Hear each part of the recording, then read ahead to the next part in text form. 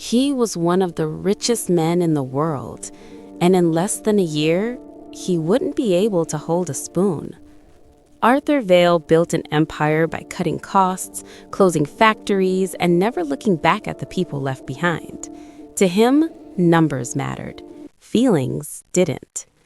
But when a terminal illness began shutting down his body piece by piece, Arthur made a decision no billionaire had ever made before. He erased himself. No name, no title, no power. Just a fake ID and a minimum wage job inside his own company. What he found there, on a loud warehouse floor and in a tiny late-night diner, would change where every single dollar of his fortune ended up. This is the story of the billionaire who went undercover, and the waitress who unknowingly passed the most important test of his life. Arthur Vail dropped the glass. It shattered across the marble floor of his penthouse office, water racing toward a stack of unsigned acquisition contracts. He didn't move. His right hand was still in the air, fingers curled like they were holding something that no longer existed. "Mr. Vail?" the neurologist said gently from the screen. "Arthur, can you hear me?" Arthur blinked once. Slowly, he lowered his hand and looked at it like it belonged to someone else. "I don't have tremors," he said. His voice was calm, sharp, controlled, the voice that had closed billion-dollar deals. "I don't shake."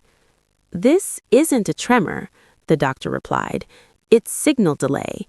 Your brain is sending the command. Your hand just isn't receiving it properly anymore." Silence. Behind Arthur, the skyline stretched wide and expansive. Inside, the quiet was suffocating. "How long?" he asked. The doctor didn't answer right away. "Doctor, a year before major motor loss, maybe less before speech is affected." Arthur gave a short, humorless laugh. "Speech? That's inconvenient. I run a global company." "I know." "No," Arthur said, voice tightening. "You don't." The call ended. Arthur stood there, staring at the black screen, his reflection staring back, silver at the temples, posture straight, eyes still sharp, a body starting to betray a man who had never lost control of anything. "Dad, we need to move on Kessler Robotics before Q4. Derek could knock. He never did. Julian followed, tapping at his tablet. "We ran the numbers. Hostile takeover is clean. Layoffs will be ugly, but the stock will jump." Arthur finally faced them. 2 tailored suits, 2 expensive watches, 2 expressions that looked like strategy meetings, not sons visiting their father. "How many employees?" Arthur asked. Julian shrugged. "After restructuring, maybe 8,000 redundant roles." "Redundant," Arthur repeated. Derek smirked slightly. "Dad, you taught us that word." Arthur studied them. Same posture, same cool detachment, same emotional range as a spreadsheet. "When was the last time either of you walked through one of our manufacturing floors?" Arthur asked. Derek frowned. "That's not really our lane." "Your lane," Arthur said quietly, "is people." "No," Julian corrected. "Our lane is growth." Arthur looked away, out the window again. Something hollow shifted in his chest. "Draft the acquisition," Arthur said. Both sons relaxed instantly. "But," Arthur added, "I want a full internal audit of employee retention practices across all subsidiaries." They stared at him. "Why?" Derek asked.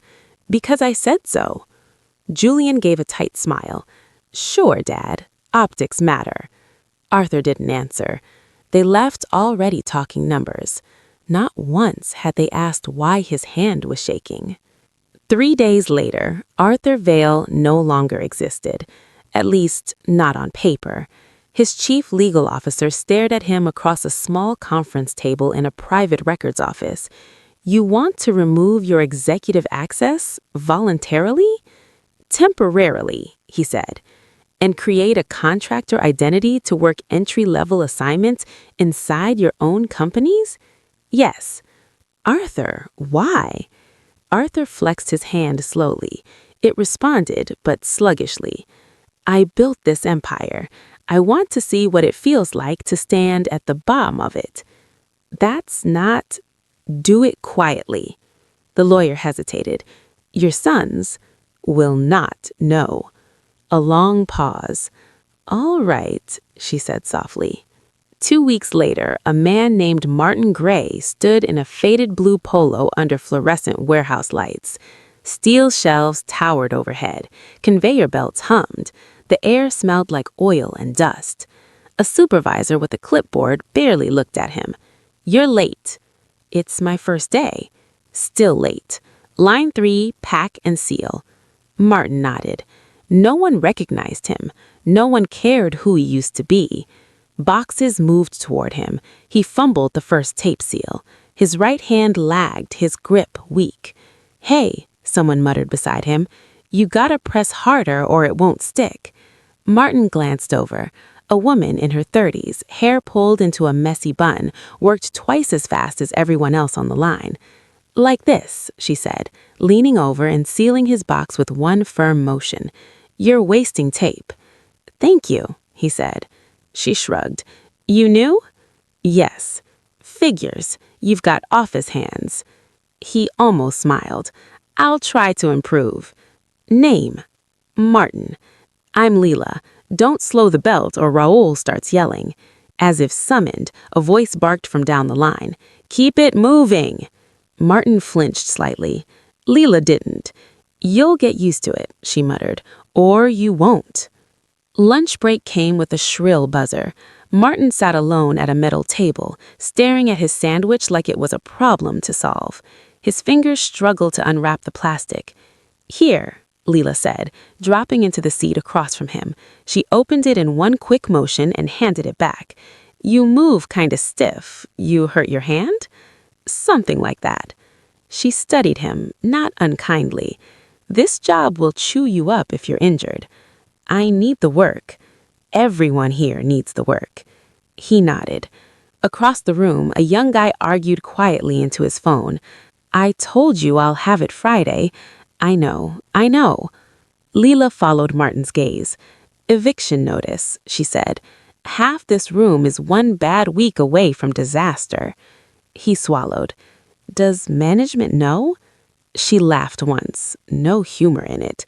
Management knows numbers. That line landed hard. Why stay? Because my kid likes eating, she replied simply. The buzzer rang again. She stood. Try not to fall behind, Martin. She watched her go, something tight in her chest. For the first time in decades, Arthur Vale felt small, and for the first time in his life, he wasn't sure that was a bad thing. By the end of the week, Martin Gray's hands were raw. The tape gun rubbed a sore spot into his palm, and his right fingers sometimes refused to fully close. He started using his left more, slower, sloppier. Hey, Gray, Raoul called from behind a clipboard. You're 5 boxes behind quota. I'm working, he said. Work faster. Leela didn't look up from her station. He is working. Raoul stared a second longer, then walked off. Martin leaned closer to Leela. Thank you. She shrugged.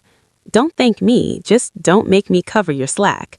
But her tone was softer than her words. That night, Martin sat in a studio apartment he had rented under his alias. The place was clean, bare, quiet. No skyline, no glass walls, just a buzzing fridge and a flickering hallway light outside. He stared at his hand. Move, he whispered. His fingers twitched, then slowly curled. Sweat beaded on his forehead from the effort. A year, the doctor had said. Maybe less. For the first time, Arthur wasn't afraid of losing board control. He was afraid of losing the ability to button a shirt. Monday morning brought corporate visitors. 3 people in sleek business attire walked the warehouse floor with tablets, trailed by nervous middle managers. Leela muttered, vultures. Martin kept taping boxes. One of the visitors stopped near them, a woman with sharp glasses and a badge clipped to her blazer. "How are productivity levels on this line?" she asked Raoul. "Improving," Raoul said quickly. "We've pushed staff to increase pace." Leela didn't look up. "You mean skip breaks." Raoul shot her a warning glare. The woman with the glasses looked at Leela. "Your name?" "Leela Moreno." "And you feel overworked?" "I feel like machines get maintenance and people don't." The air froze. Arthur's chest tightened. The woman typed something into her tablet. "Noted." Leela leaned toward Martin as they walked away. "That's corporate for ignored." Martin watched them disappear through the security doors that once opened automatically for him. "Do you think they know what it's like here?" he asked. Leela gave him a look. "Do you?" He didn't answer. Midweek, the conveyor jammed. Boxes piled up. Raoul yelled. Workers scrambled. Martin reached to pull a crooked package free, but his hand locked halfway. "Come on," he muttered. The belt lurched. His sleeve caught. Leela grabbed him hard and yanked him back just as the machine snapped forward again. "Are you trying to die?" she snapped. My hand." She saw it then, the stiffness, the delay. Her voice lowered. "That's not a sprain." "No." "Doctor?" "Yes." "And you're still here?" "I don't have much time left to be anywhere," he said quietly. She studied him, really studied him now. "That's a weird sentence, Martin." He gave a tired half-smile. "I'm a weird guy." Raoul stormed over. "What happened?" "Machine hiccup," Leela said. "We handled it." Raoul grumbled and walked off. She turned back to Martin. "You should sit." "I'm fine." "You almost lost an arm." "I've lost worse," he said softly. She didn't ask what that meant, but she didn't walk away either. Friday came with envelopes, thin white ones handed out by a supervisor who wouldn't make eye contact. Leela opened hers. Her jaw tightened. "What is it?" Martin asked. "Shift reduction. Operational efficiency. I lose 10 hours a week." "That's a lot." "That's groceries," she said flatly. Across the room, the young guy from lunch crumpled his paper. I've got rent." "They can. They always can." Martin felt something heavy settle in his stomach. "Have they done this before?" he asked. "Every quarter. Cut hours, squeeze more output, call it optimization." Optimization. Arthur Vale had used that word in earnings calls. He suddenly felt sick. That evening, Martin didn't go straight home. He sat on a bus bench outside the warehouse, watching workers leave under the orange glow of streetlights. Leela came out last, shoulders slumped, phone to her ear. "I'll figure it out, okay? Just don't tell Mateo yet." She hung up and saw him. "You live here now?" she asked. "Just thinking." "Dangerous hobby." He nodded toward her envelope sticking out of her bag. "I'm sorry." "Don't be. You didn't do it." He looked at the warehouse, at the company logo mounted high on the wall. "Yeah," he said quietly. "I did." She frowned. "What?" "Nothing." She sat beside him. For a while, neither spoke. "You ever feel like the world runs on people who never have to see the damage?" She swallowed. "Yes." "Must be nice." "No," he said. "I don't think it is." She glanced at him. "You talk like someone who's lost something big." He stared at his unsteady hand in the streetlight. "I'm starting to understand what I lost."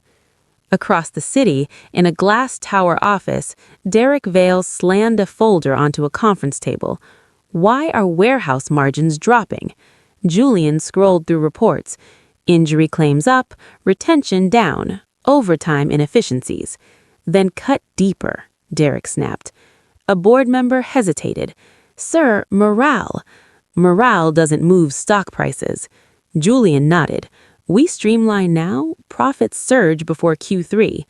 Neither of them noticed the small red flag in the compliance report. Unauthorized internal audit access. credentials untraceable. Back on the bus bench, Leela stood. "I've got a second shift at a diner. Under-the-table cash. Covers what they cut. You work 2 jobs?" She laughed tiredly. "Welcome to reality, Martin." He looked up at her. "What time do you finish?" "Midnight." "Why?" "I might stop by." She smirked. "You don't even know where it is." "Tell me." She hesitated, then scribbled an address on the back of her envelope. "Don't expect good coffee," she said. "I'm not coming for the coffee." She studied him again, confused, cautious, curious. "See you around, weird guy," she said, and walked off into the dark. Martin stayed on the bench long after she was gone. Arthur Vale built an empire that could buy cities, and yet the most human moment of his week was sitting under a broken streetlight next to a woman who couldn't afford to lose 10 hours of pay.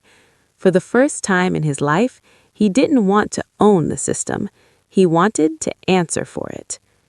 The diner was called Rosie's, though the neon R flickered so badly it looked like Ozzy's most of the time. Martin pushed the door open at 9:12 p.m. A bell jingled overhead. The place smelled like fried onions and old coffee. Leela was behind the counter, pouring refills with the speed of someone running on fumes. She looked up, surprised. "You actually came." "I said I would." "Most people don't." She grabbed a menu. "Sit anywhere, avoid booth 3, the seat sinks." He chose a counter stool instead. She poured coffee without asking. "You look like you've never been in a place like this." "I've been in places," she said. "Not ones with laminated menus older than the staff." He smiled faintly.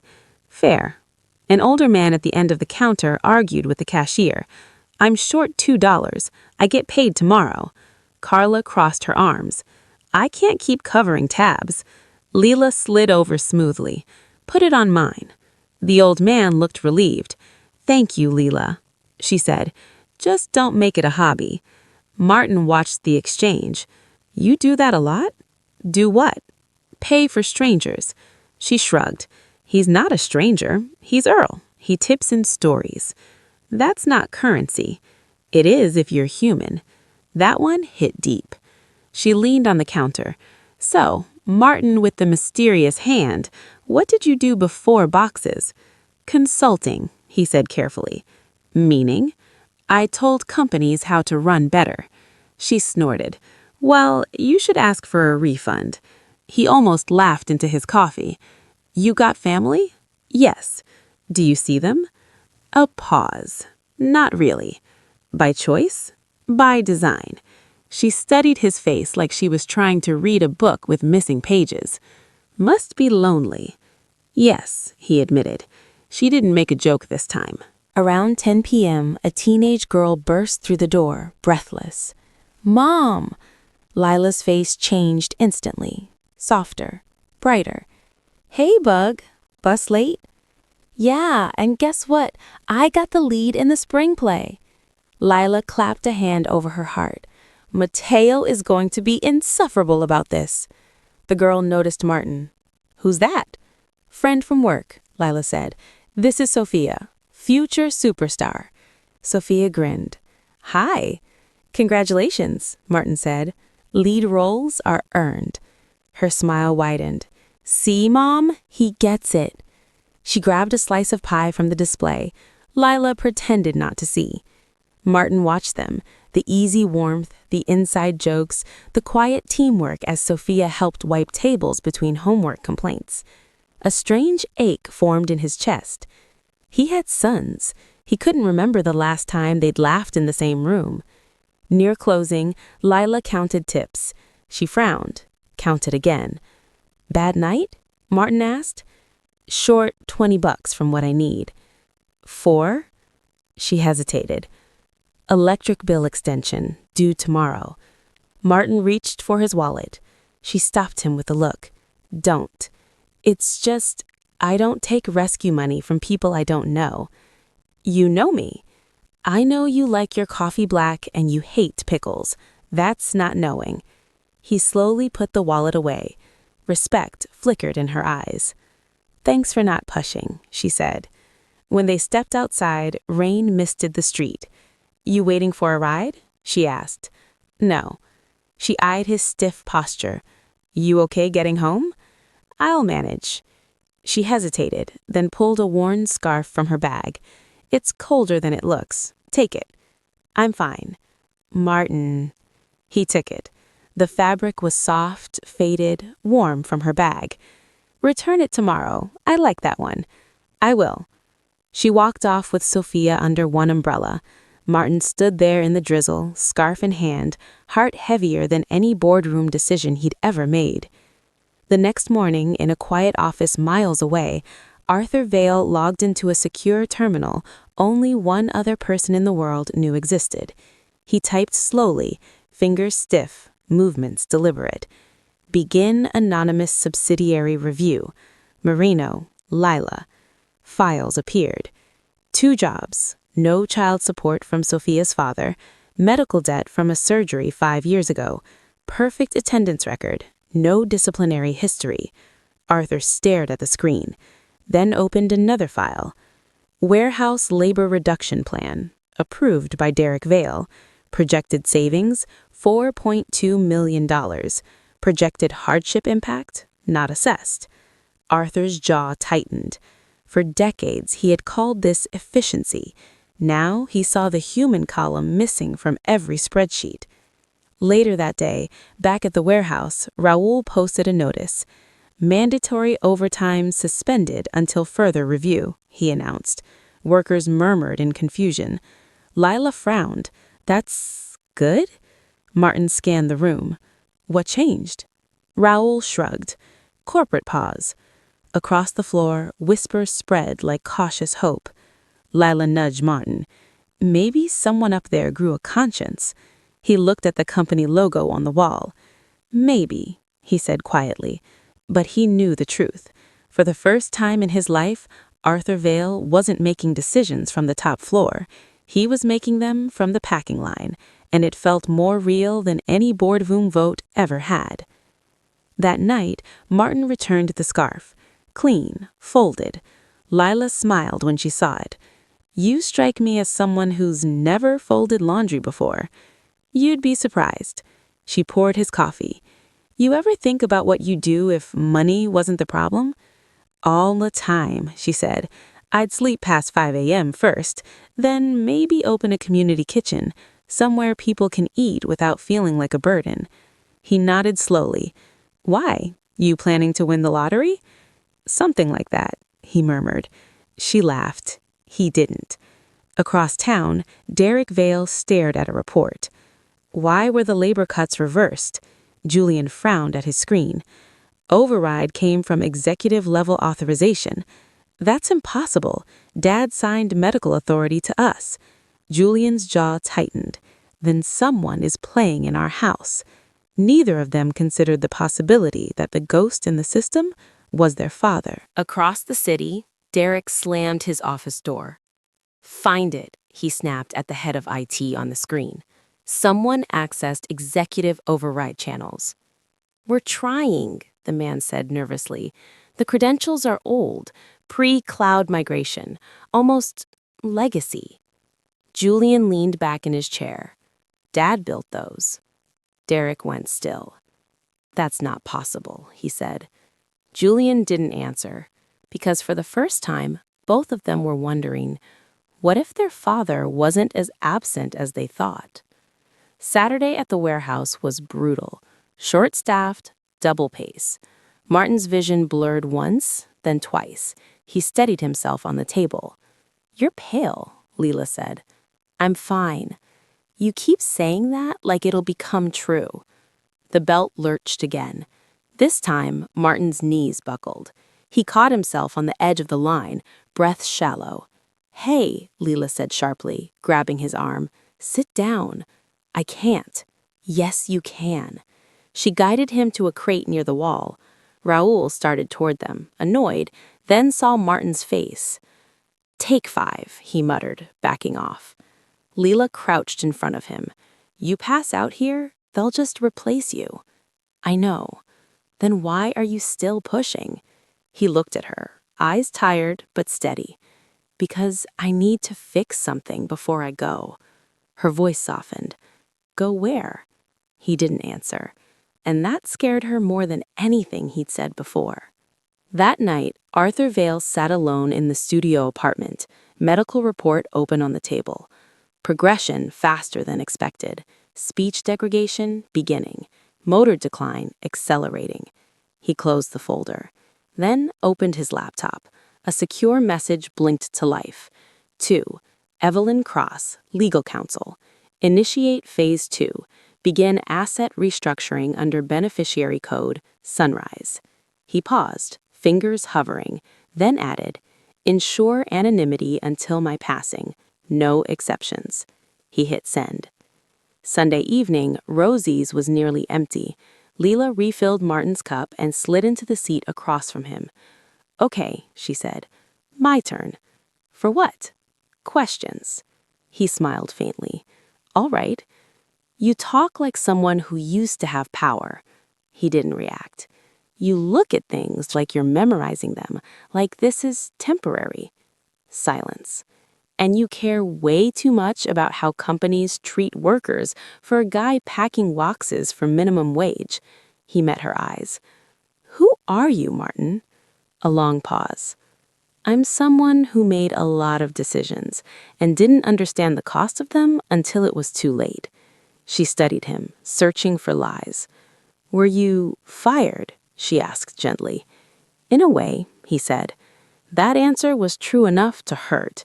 She leaned back, not satisfied, but not pushing further. Whatever you're running from, she said, I hope you catch it. He gave a small, sad smile. Me too.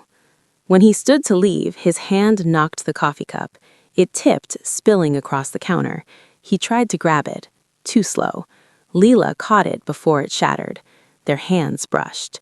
She felt the stiffness, the tremor he tried to hide. Her voice dropped. You don't have much time, do you? He couldn't lie anymore. No. Her eyes filled, though she didn't know why yet. Does your family know? Yes. Do they care? A beat.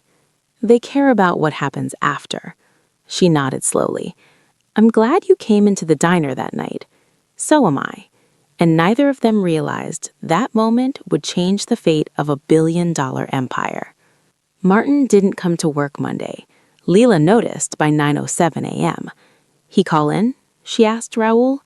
Raoul shook his head. Nope, probably quit. She didn't believe that for a second. That night at Rosie's, she kept glancing at the door every time the bell jingled. He never walked in. By closing time, her chest felt tight with a worry she didn't know she was allowed to have. Across the city, Arthur Vale lay in a private medical suite, machines humming softly. His hand no longer obeyed him. His speech came in broken pieces. Evelyn Cross sat beside the bed. It's ready, she said gently. All documents finalized. Arthur blinked once for yes. Your sons are on their way. A faint exhale that might have been a laugh. Derek entered first, jaw tight.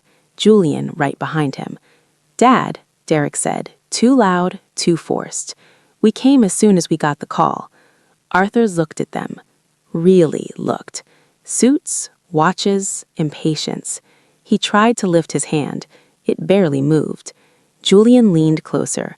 We'll take care of everything. You just rest. Arthur's eyes sharpened. That wasn't comfort. That was transition planning. He forced out a whisper. Evelyn. She stepped forward. Yes, Arthur. He blinked twice. She understood. It's time, she said quietly. 2 days later, Arthur Vale was dead. Markets trembled.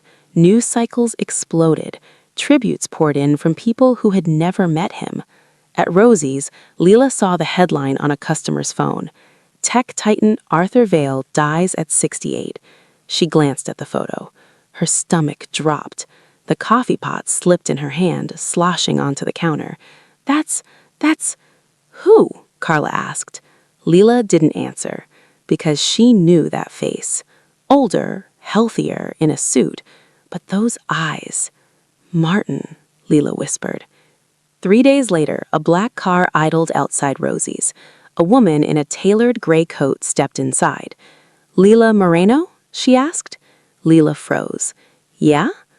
"I'm Evelyn Cross. I was Arthur Vale's legal counsel." The diner went quiet. "I think you knew him by a different name," Evelyn said gently. Leila gripped the counter. Her voice came out small. "Martin," Evelyn nodded. "He asked you to give you this." She handed over a sealed envelope.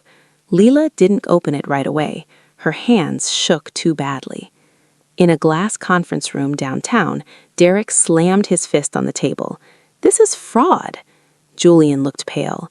There's no way he'd leave the company to a warehouse temp.